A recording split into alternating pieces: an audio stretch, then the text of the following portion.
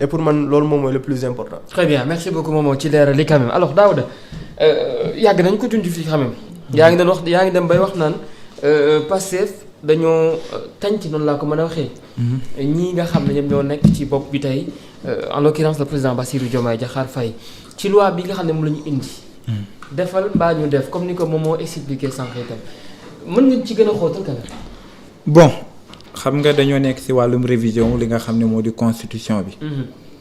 bu ñu delluwaatee ci li nga xam ne moo di historique bi foog nit yi bàyyi xel ne L29 ak L30 bi nga xam ne avant ñu ñëw ci L29 L30 le président de la République le 31 décembre dafa waxoon ne ci ñetti weer yi nga xam ne moom la ñu jëm dina ci am ay réformes walla yu bari yoo xam ne bëgg nañu saytuwaat ko xool ko par rapport ak ci test réew mi.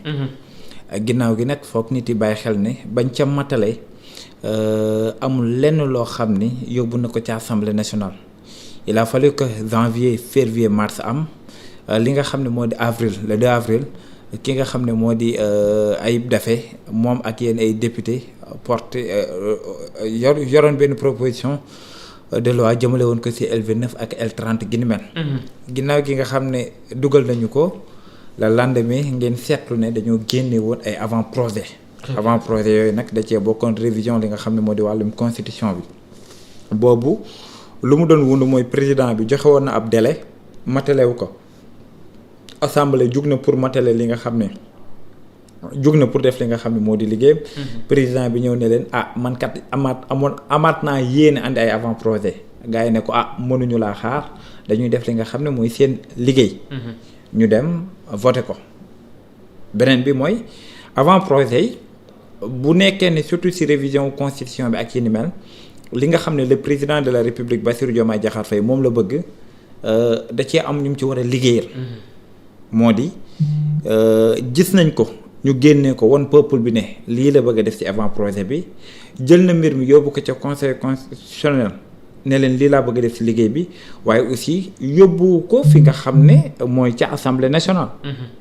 loolu dafay teewum xel parce que bu nekkee ne tey Sénégal fi mu jóge ak fi nga xam ne fa la ñu war a dem ñaar la ñu mën a jaar par rapport ak ci wàllum révision constitution boobu mooy soit ñu jaaree ko voie li nga xam ne jaar dem ca référendum wala it ñu dem ca assemblée nationale bu nekkee les 3/5 voté nañ ko. et dans les normes bu nekkee logique pour logique ak fii Sénégal jóge dem. ñi nga xam ne moo di député yi porté li ni mel def révision constitution bi muy gën a yomb maintenant dafa am lenn loo xam ne moom la nit yi war a mën a comprendre par rapport ak si li ni mel. moo di bu ñu demee ci li nga xam ne mooy kan moo am droit def ak ko amul droit def.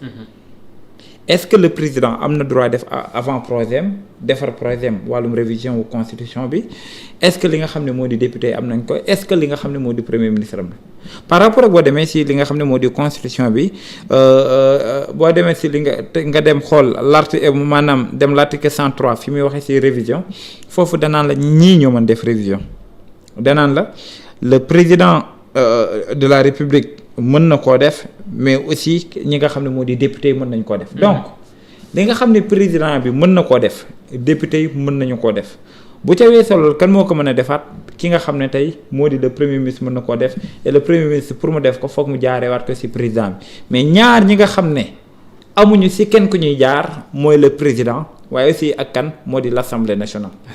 Maintenant mbir mi entre l'Assemblée nationale ak li nga xam ne ñoo faree ci nguur gi ñoom fan la ñu taxawee. foog nit yi rappeler wu aussi ñoom ñaar ñëpp dafa am lu ñu bokkoon Bassirou Diomaye Diakhar Faye li ko andi ci pouvoir de même que même personne yooyu ñoo andi li nga xam ne moo di les députés fi nga xam ne mooy ci Assemblée nationale.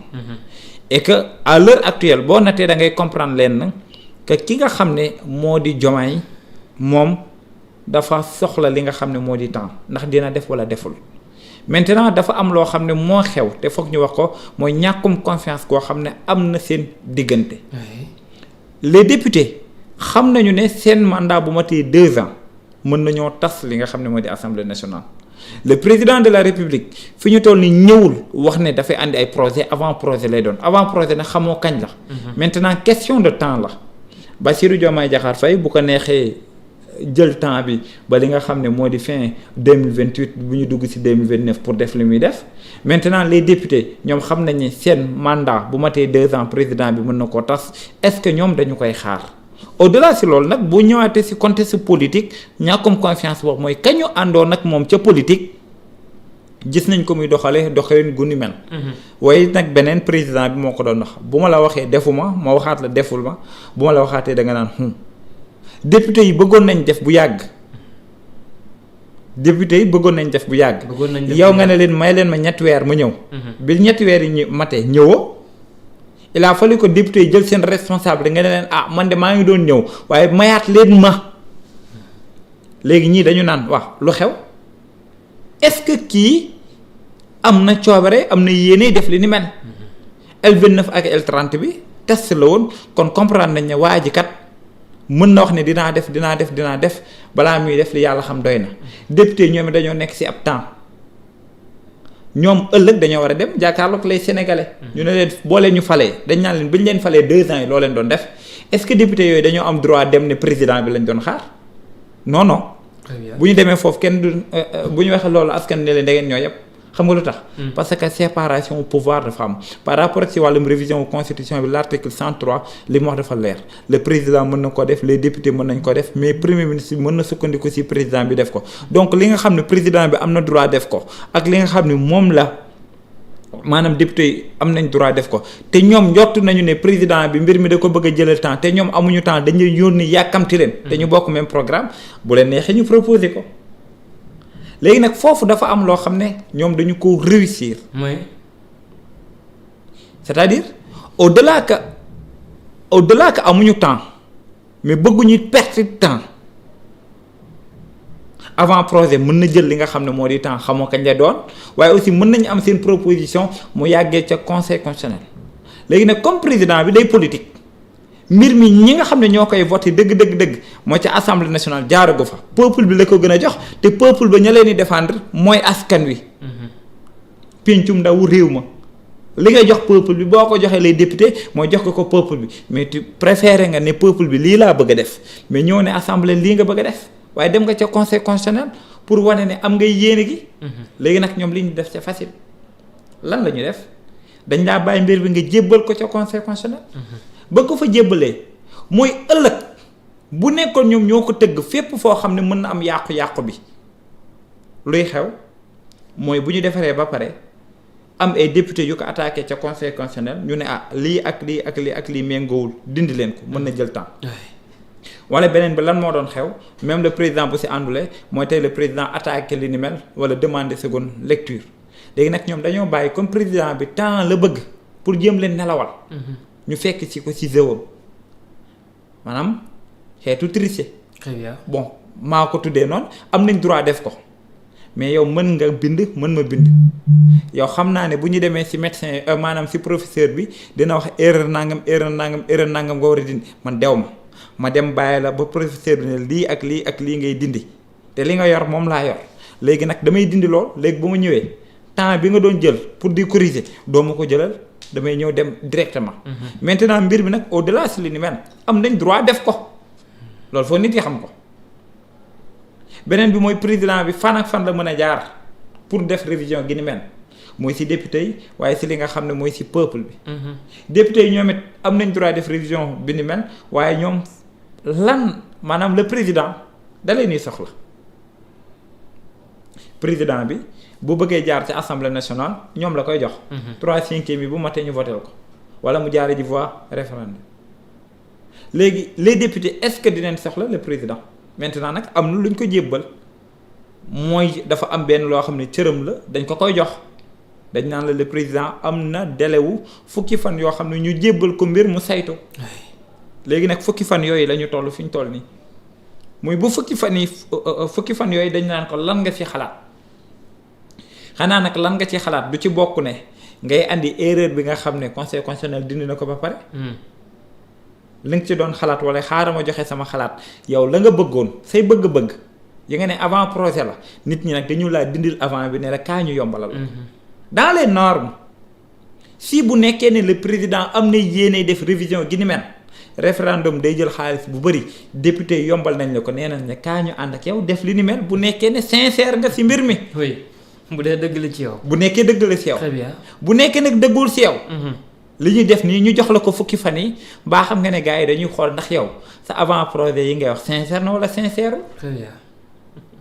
parce que boo jaaree référendum dafay coûter réew mi xaalis bu bëri. temps lay jël ñu jël journée lëmb sonn ci. gars yi ne la kaa ñu yombalal la benn li la conseil constitutionnel ne la dindi ko ñun dindi nañ ko ba pare comme mën nga dem mën nañoo dem léegi lu ci. naruñoo dem ci confrontation Daouda. bon wala mënul ñàkk. à moins que confrontation je ne pense pas que mu war a mën a am. oui. parce que séparation pouvoir la ñu ne. à moins que nit bëgg a xeex mais assemblée xeexul fii yow yaa am droit poser question moo am droit tontu man mënumaa ñëw ne maay poser question yow yaay tontu da ngay gérer sa côté ma gérer sama côté. très bien. et pourtant malgré tout ñoo ngi seq li nga xam ne moo di émission bi def ko kenn ku nekk dem c'est ça yow yaay président bi am nga luy sa pouvoir l'Assemblée nationale ñoo fi nekk les députés am nañ seen pouvoir yow doxalal sa pouvoir ñoom ñu doxal seeni pouvoir et on avance. jàmm na ñooy. malgré lu ñu am man ak yow divergence yaay posé. oui.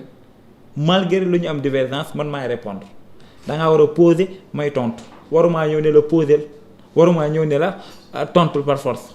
juste pour wax la fi ñu toll nii amul fenn foo xam ne mën nga koo nattee ne ñu jéem a andi crise léegi nag foog ngeen comprendre leen. xam nga boo nekkoon 10 jours rek gars yi dañoo yeewu. dañoo yeewu de. gars yi lu tax ñu yeewu. dafa am kuñ ko seqal boo ma diggee defoo. digg nga ma ne 3 weer defoo. bi ma jugee di def nga ne ma mayaat ma délai. te yow yaa ma yoreel ñëwoo wax ne ma li ma la yoreel kat dinaa la ko jox. waaye dangaa bàyyi ba ma ñëw ne la yow li ma yoreel foo ca toll nga ne bëggoon naa la ko jox dinaa la ko joxaat gars yi tollootuñu foofu parce que nag jàmbaar l'Assemblée nationale 2 ans la ñu am pour def seen liggéey Bassirou Diomaye Diakhar Faye am na fii ba fin 2028 2029 andi na avant projet sincère na si moom sincèreul si moom xaw ma. waaye dañ koo jox ab mandat jox leen yéen it ab mandat boo leen xoolee nag ba ñu 2 ans yi mat Diomaye tas li nga xam ne moo di Assemblée nationale boo leen demaatee si Sénégalais duñ leen laajte. léegi nag fii dañuy xool est-ce que waa ji li muy wax sincère na si wala sincère waaye dañu xam rek ne mooy séparation pouvoir moo am. très bien. moom ni mu amee droit def ko ñii moom la ñu amee droit def ko léegi nag gars yi dañ ko wër nomba moom temps la doon jéem a gagné jël peuple bi teg leen témoin léegi nag gars yi dañ ko jëlaat yóbbuwaat ko ca peuple ba. xam nga dafa jëloon révision bi avant projet bi teg ko pour jël les députés tiiñal leen li nga xam ne moo di peuple bi léegi ñoom it ñu jëlaat li nga xam ne moo di peuple bi tiiñal ko ak moom. damaa bëgg a tabax. looy xaar pour tabax am xaalis. assemblée ne la am naa xaalis fi kaay ñu ànd tabax nga naan non tu sais que xaaral ma wutiwaat beneen plan déedéet loolu amul ñaari mën a am fi ñu toll nii. wasin dem tool ba ñàkk wasin dem tool fi ñu toll nii moom wiiri jaari ndaari amatul léegi nag li muy wane mooy sarme démocratie la et day wane waat ne si séparation pouvoir la ñu ne et kenn ku nekk joué li nga xam ne moo di rôle am wasalaam. jërëjëf El Hadji Daouda en attendant nga naan sa café moom moo itam am na leneen loo xam ne dafa neewaat ci penc bi boobaak léegi ñu ciy waxtaan ca nam ci àddoo démb moom mi nga xam ne moo fi nekkoon président bu Cour des comptes bëri na ci ay xët ci ay journal yoo xam ne ñëw nañ ci benn ci ñoom di enquête dette cachée qui dit vrai maanaam kat mooy wax dëgg la qualification de dette cachée toujours contestée les experts invoquent un problème de méthode de calcul. L'APR jubile et rappelle les déclarations de Pape Malick Ndour kàddu yi nga xam ne Mamadou Faye mi jiite woon Cour des comptes yëkkati na ko. ak itam tey jile ni ngi ñëwaatee ci mbiru dette cachée oui naka lañ ko mën a jàngatee quand même. waaw ça montre à quel point dëkk bi dafa bëri caaxaan bëri manipulation bëri fausse information. Je le dis à chaque fois man dama gëm ne presse war na mën a am liberté wu am une ligne éditoriale selon ñoom seen gëm-gëm ak seen gis-gis. Très bien. amu benn problème ci loolu. mais loolu du basé wu ci ay sos du basé wu ci saa boo xëyee di créer ay contre-vérité et il faut les nommer dafa am la Sen TV wala groupe des médias ak groupe Futur Média la TFM façon